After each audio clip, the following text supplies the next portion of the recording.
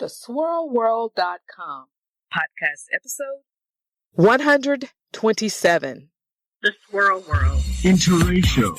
Diverse. Beautiful.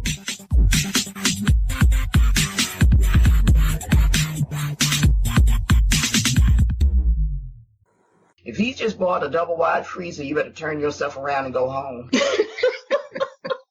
That's all I had to say. You better get your behind out of there because, something is up. You don't know these guys. Greetings and welcome to another edition of the Swirl World podcast. This is your co-host, Michelle Matthews Calloway. The Urban Dictionary defines doing the most as doing too much, performing more than enough, trying way too hard to be impressive, but only causing self-embarrassment, performing significantly more than what the specific situation demands or beyond the call of responsibility. One of the things that Rachel, Adrienne, and me have noticed is that, unfortunately, a lot of women are doing the most as it pertains to dating. They're just on team too much. Just like the Urban Dictionary said, they're performing significantly more than specific situations demand, or they're doing things that are way beyond the call of responsibility as it pertains to dating. For example, traveling to meet men, picking up the check, buying gifts, or acting like a wifey, but not having the status of a wife.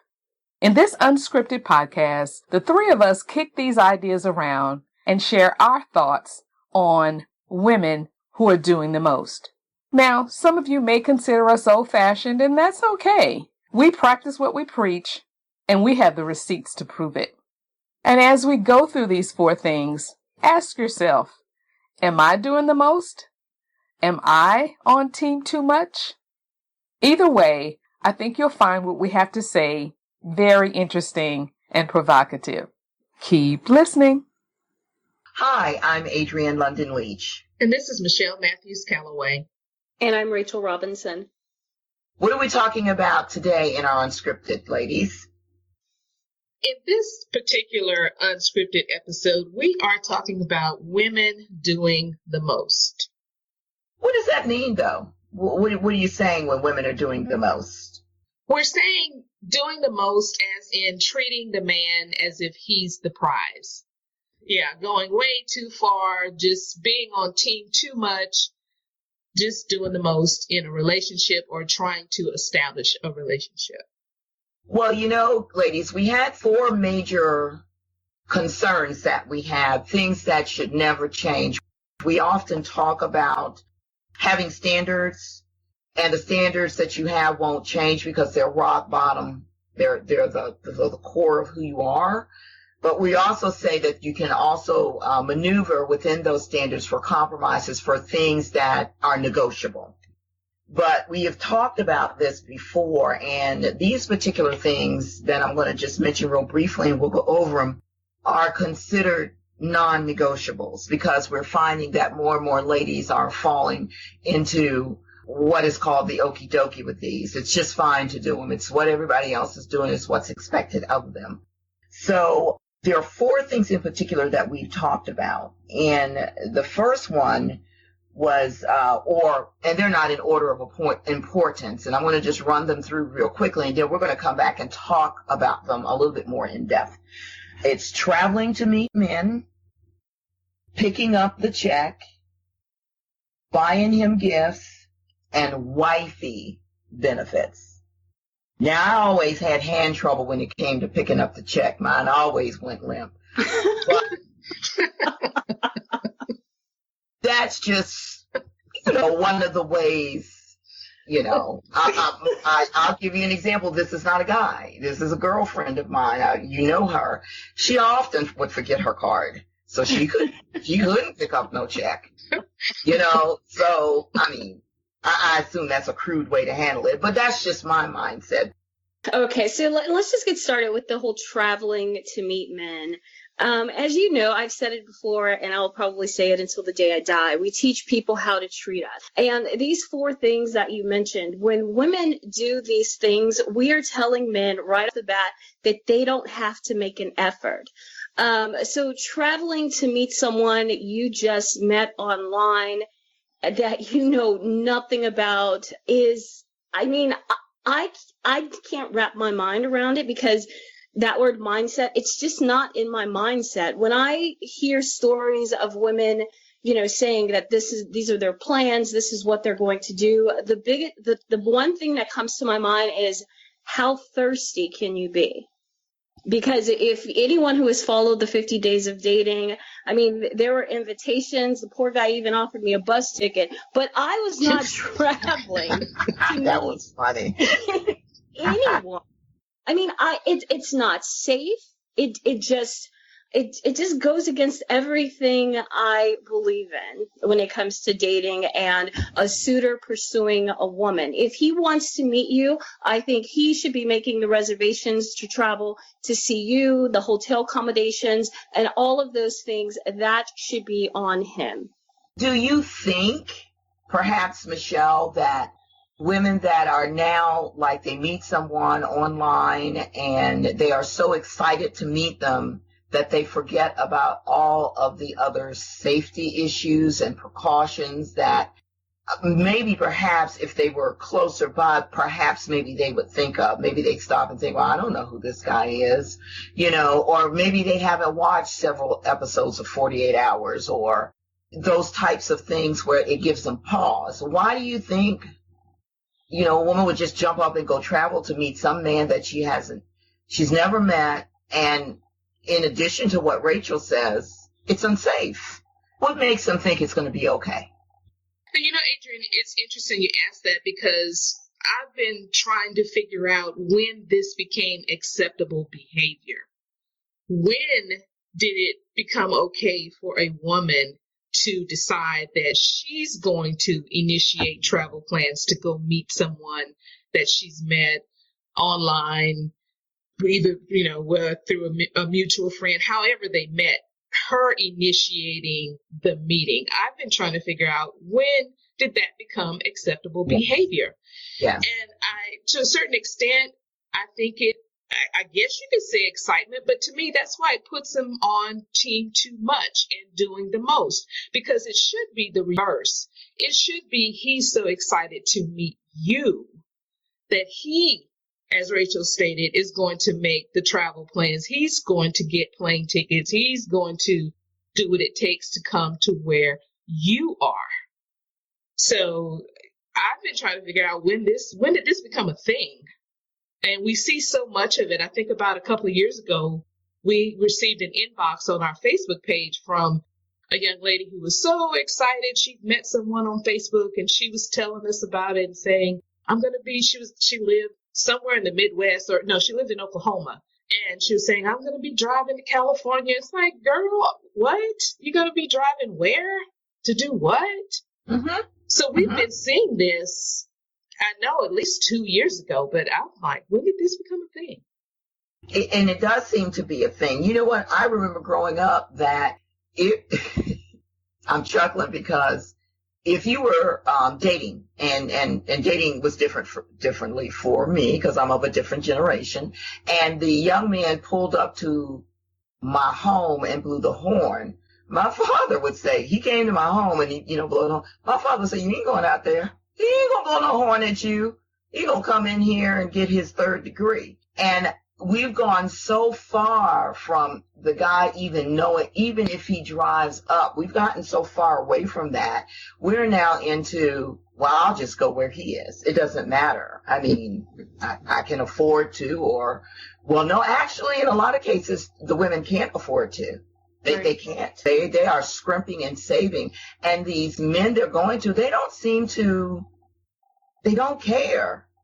They don't care. Okay, spend your money to come see me. I don't care.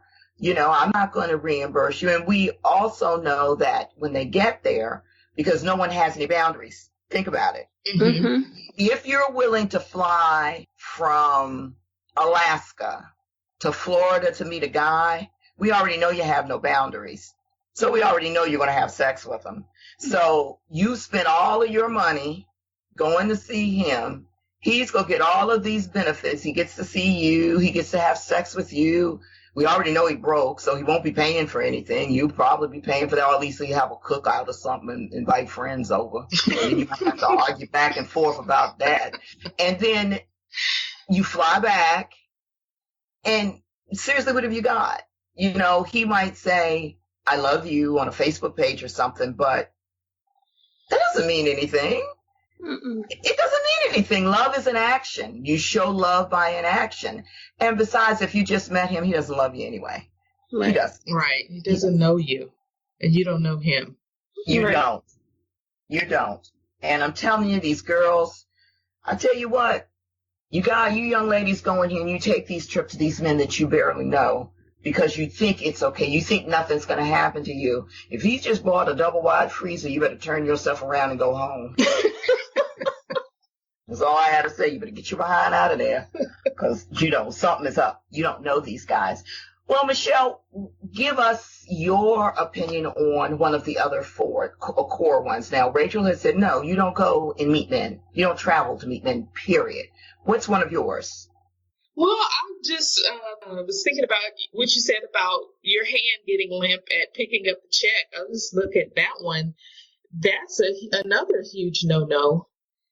And again, you are the prize. The woman is the prize. A man who is wanting to get to know you, wanting to spend time with you, enjoy your company, that's a privilege. That's not something that should be just taken for granted that you're going to give your time and then you're going to pay to do that.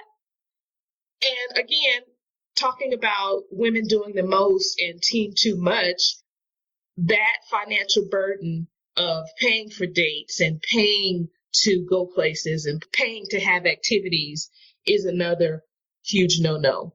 And something else that seems to be a thing these days is struggle love. You start paying for dates, what you're doing is paving the way for struggle love, because the way you start is pretty much the way you're going to continue and the way you'll end up if you continue to date someone who even allows you to do that. I think about how my husband, my late husband, and other men that I've dated, I didn't even buy a pack of gum or a can of soda, much less pay for a date. That's just no. Nope.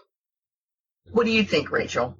No, I agree wholeheartedly, and I don't understand when women's, you know, I see these posts on social media, and you know, they talk about, oh, they went here and they went there, and you know, I don't mind. He couldn't afford it, but I don't mind picking up the check. That's my boo, and it's like, huh? Like, where that is just foreign to me. And you know, my husband is like Michelle mentioned with her husband, I don't pay for anything. When I went on dates, I didn't have to reach for my purse unless I was looking for an exit to get out of there quickly. But you did that a lot. I learned that from Michelle. But because Michelle will exit stage left or stage right, wherever the door is. I'm out. Yes, is Rachel, but you know what we should do to her one day when we find her accident? Just tell the young man, check out any 3 or 4 of these Starbucks. I'm sure you'll find her there. I have already scoped out the area. I know where the nearest one is. And yes. That's pretty much where I'm headed. So yeah, I agree. But yeah, I don't understand women thinking it is their privilege, you know, to pick up the check to prove something that they can pay their way. That's not what dating with purpose is all about. If he is pursuing you, he's putting forth the effort, he's picking up the check. Yeah. Exactly. Yes. Absolutely. And one of the things that we try and emphasize is when we take this hard line, we're not talking about taking you to a 5-star restaurant every night, if that's not your thing. Some women want everyone has a different idea of financial stability for them. Correct. You know, we don't fight that. If that's what's financially stable for you and for him, we applaud that. That's not what we mean. Right. What we're saying is it's a mindset. And most people, they don't see the forest They just see the tree. They just see the one thing. When we post things to find out what you think, like, what do you think if this guy steps up and decides, say, we're going out on a date, and the date is just a cheap date. It's just a simple cheap date. And everyone says, well, it's no big deal because he may not have the finances. And I can't get anyone to focus on, look past that to what the future holds. Yes. It's the precursor to struggle love. You're going to end up having to bear the burden of a lot of things with this man because he can't even afford to, or let's go here, hashtag, let's say he can't afford to. And he decides, because we get this sometimes, don't we, lady? It might be a test. Well, if he's testing you, you should vet him out. Exactly. Because that shows how little he thinks of you. And all he's concerned with, again, is not what you think or feel, but what he feels. And ladies, let's face it. Most of you all are not dating men that have to put you through no financial test. Let's just be serious here. Yes. Most of them aren't going to have the billions or the millions of dollars like a Marcus Lemonis or someone like that actually has that money. But even him, and I'm just using him as an example because I just happened to see him on CNBC. And when he talks about himself and talks about how he dates, he wouldn't do that either. And he says, well, I know women know who I am. He said, but that's not the point. I want to go out and have a nice date. And whatever woman that I'm with, I want her to have a nice time.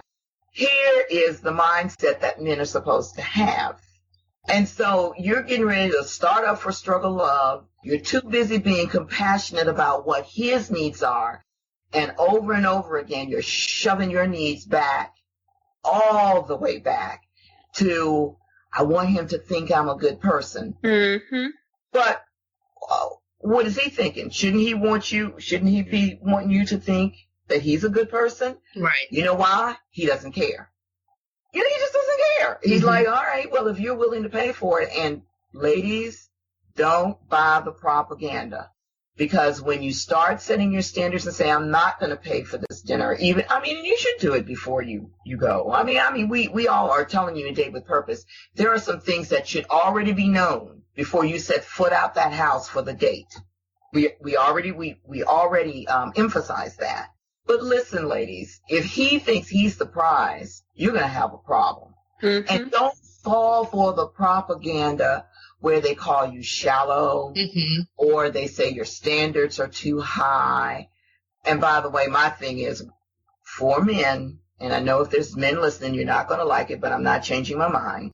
Most men that want to go at you for saying you're not down with your man for love, it's a date. That's true. I'm not in love with you because I'm on a date. Or you're not willing to sacrifice, or you're not what, you know what? He's broke. Broke. So I don't pay any attention to them. When they start saying it, they are in one ear and out the other. You have to not fall for it and let them browbeat you into thinking you're going to be alone just because you have standards. And one of the standards is you need to show me that we are at least fiscally equal or even above me, if that's what I'm looking for in a long-term relationship. Right. Yep, I agree. Because to me, if you're a man and you're wanting to get into the dating scene, you should be fiscally responsible enough to afford it. Right. Absolutely. So if a woman is accepting of that struggle love or that broke mindset or broke, what's the word I'm looking for? Reality. Yeah. That broke reality, then you're setting yourself up to consistently date broke That's men. true. That is true. Absolutely. And ladies, right on the heels of buying dinner is buying gifts. Oh, gosh. What is your take, both of you? What is your take on that? I'm not buying you anything. Well, that was a quick take. Okay, let's go on to point number 4. No, go ahead. Yeah, no. But as you said, if just someone that I went out on a date with, or we've gone on 2 or 3 dates, and then all of a sudden I'm buying you gifts or making all these big expensive plans. No, why? Mm-mm. You know what? A man of quality, just like a woman of quality. If a man, if a man after dating the first date or the second date comes up with a gift to you, date, you just get to know each other, we're going to tell you, you might want to think about that. You know, you might have some alarm bells because there might be some issues, because it's an odd thing to do for someone you have just met and you're trying to get to know. And I think a man of quality feels the same way.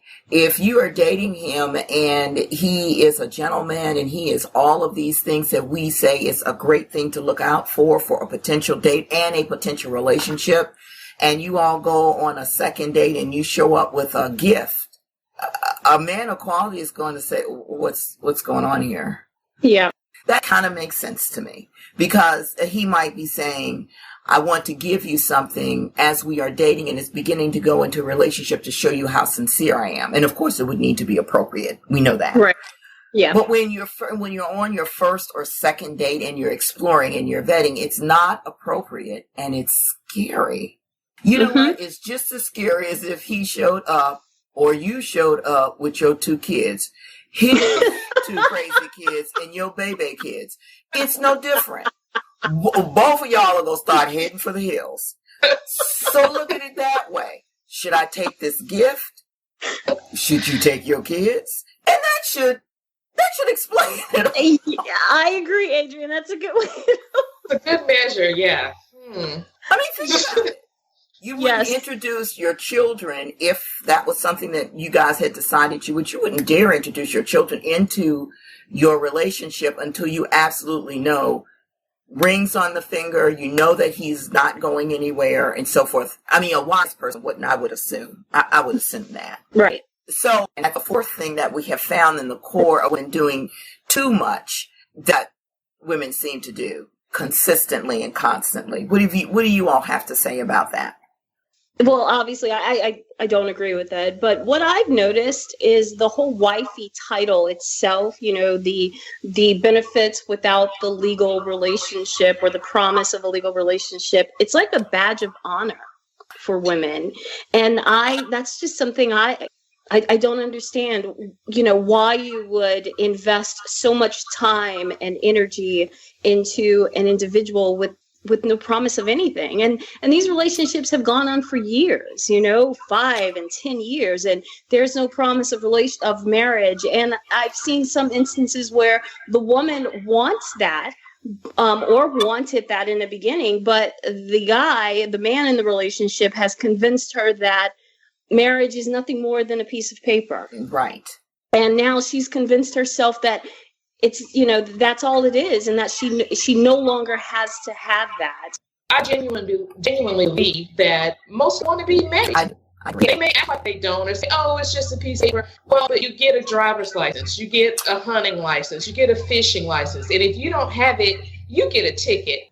Absolutely. So if you know, you're a sportsman or people who are into certain things, people who like guns, you know, you have to get a conceal and carry permit. Anything that matters, really, when you think about it, you have to get some kind of paper for.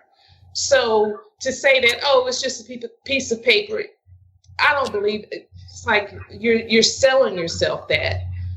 But it's a bill of goods. You're just buying that. You're just putting up with it. That's not what you really want.